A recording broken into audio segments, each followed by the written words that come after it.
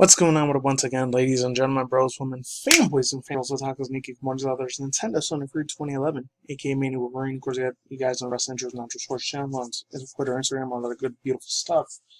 And I'm just going to read two of these, like, real quick paragraph things from Pokemon Go Hub. So I've got to give credit due. I think his name was Zegari or Ziani. So, very hyped, excited news from me here. I'm going to read the whole thing because a lot of them are raids, and a lot of raids consider real life money or microtransactions. I'm going to spend a dime on that shit. Screw that. Because I got bills and stuff I got to pay, so I'm not going to be able to do any this month. Hopefully next month if it gets better for me financially.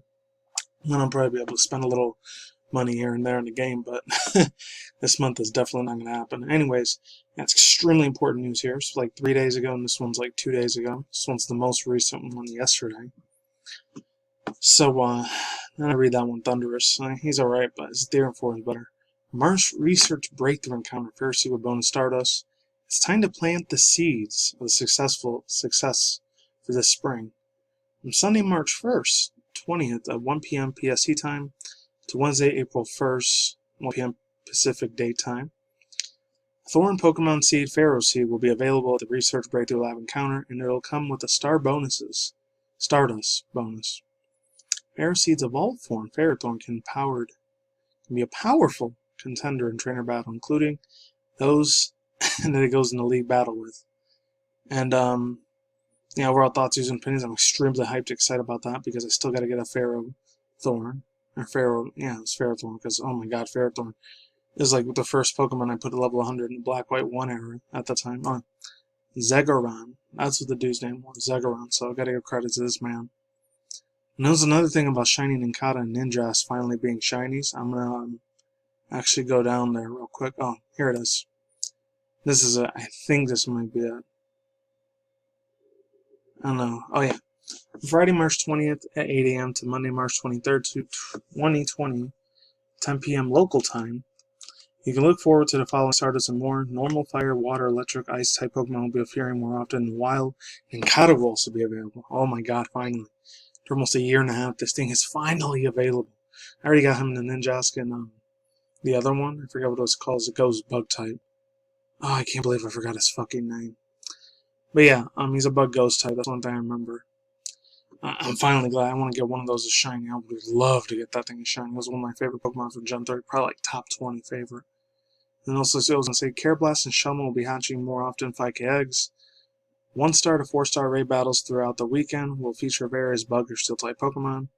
2 times catch Stardust and 2 times hatch Stardust. This weekend also be accompanied by a new special research story event. More details to come. They didn't say it on here, but I think it was March 15th or the 22nd is when Abra Community Day is going to be happening. I'm real excited about that. I think I like Alakazam the most out of the 3 because his shiny looks a little bit more different compared to Abra and Kadabra shiny. It's not really that big of a deal, but I really want to get it for the Alakazam shiny. I already got 2 shiny Gengars, getting 2 shiny Alakazams, evolving them all the way up from Abra to Alakazam. That's what I want. Hopefully they're 100% Shendos. That's really what I want, but fortunately I got to get the more serious effed up news. Australian Senator Sterling Griff accuses Sword Art Online, Goblin Slayer, and Ilmanga Sensei of being child exploits. And there's some more bullshit stuff like on mainstream media always craps and violent video games and violent movies and shit. No, fuck that. None of that shit makes people do violent stuff in real life. It's all BS. And then this Australian senator, governor, parliament, whatever entity he is, a lot of them probably worship Satan anyways, which I don't really like the government that much anyways. I'm not even in that government either in Australia. I'm from the United States, it's different. I'm not going to read the whole thing. I'm only going to read half because it's a very super long-ass lengthy article. An Australian senator, this comes from Spencer Bakuli, so I've got to credit to him. Australian senator has made it quite a request before the Australian Parliament for a national review of anime and manga. Even it goes so far to call it the outright ban of certain series. Out of the tired stereotypical fears of Japanese media forms, contribute to real-world abuse of you-know-what. Speaking at the Parliament of 25th, I'm probably going to have to censor myself a couple times in this article. South Australian Senator and I know you say that right, Sterling Griff raises the concerns of child neglect materials that come from into Australia via Japanese anime and manga, claimed that a significant proportion of two media featuring child neglect material is used by, you can see that word, I ain't gonna say that, is to groom kids. I'm not even gonna read the whole thing there because some really, really explicit stuff that they said on there. Senator Griff also spoke to Australian law that boasting it is unambiguous view of child neglect material. When speaking now, he was horrified by this type of child neglect and freely available in the country's most popular retail outlet. Incredibly, Japan, in the definition of this child neglect materially, specifically excludes that word I'm not saying. Anime, manga, and these medias don't include real children. Chaku Ero, which actually means radically clothed, is a type of child exploit material that features sexualized images of actual you-know-what, and remains legal in Japan as long as it doesn't involve full nude. So sexualized images are real, provided that they do not involve full nudes. How does that work?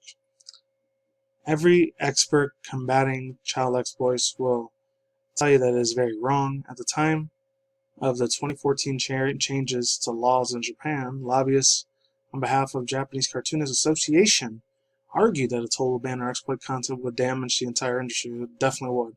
So Australia, you're a fucking dumbass. Your government and parliaments are freaking retards for doing shit like this. The argument is that the images, unlike real child neglect, means that there's no actual hurt. I don't buy that argument. Child blank is in every animated form and child neglect material. There's absolutely no question about it. The Australian law is very clear. The Commonwealth Crime Code prohibits sales, production, and distribution of offensive and abusive material depicting a person or representation of a person who appears to be under 18 is unambiguous. And in 2015, the UN Special Reporter of the sales of kids, and then child blank and child blank again, I gotta say that blank word because I ain't saying that full word, visited Japan and declared that this type of anime, manga, child neglect material.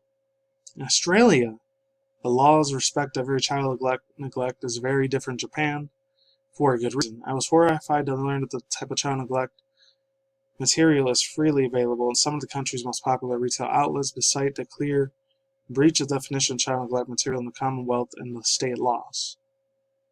This shit just goes fucking older and older and older. Oh yeah.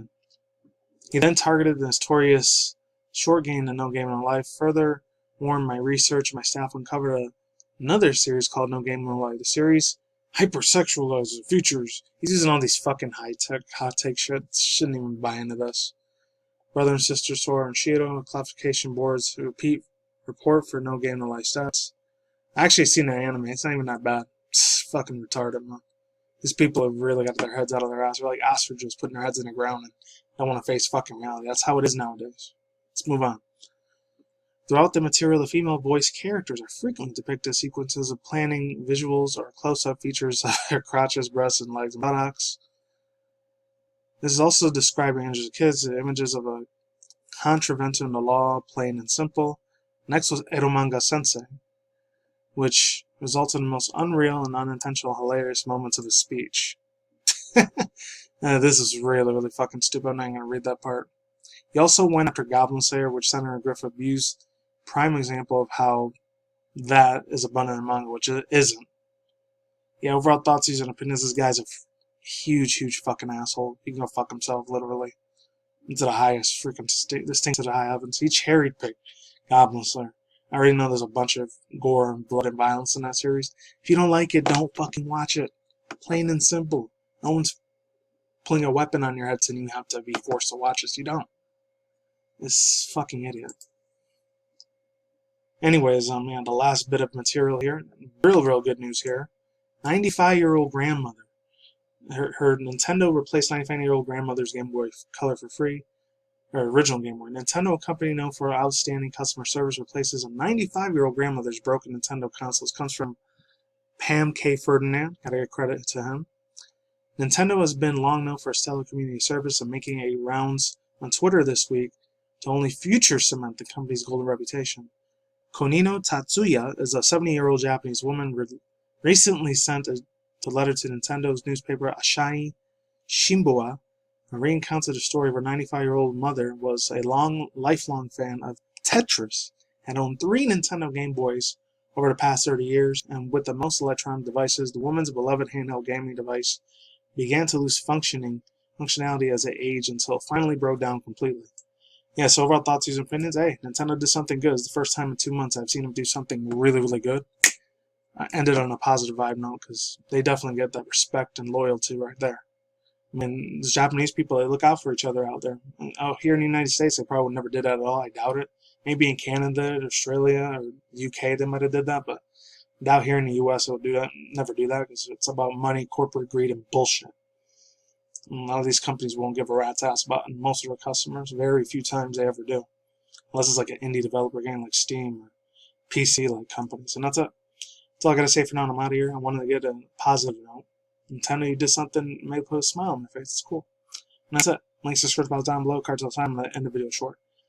Peace out, ladies and gentlemen, bros, women, fanboys, and fangirls. What's happening to Nikimori? Stay tuned for more future content on the channel, like and manga news, internet news, video gaming industry news, and reaction videos. And that's it. Peace out, late sauerkraut, late and bye. I'll see all you people on the flip side later.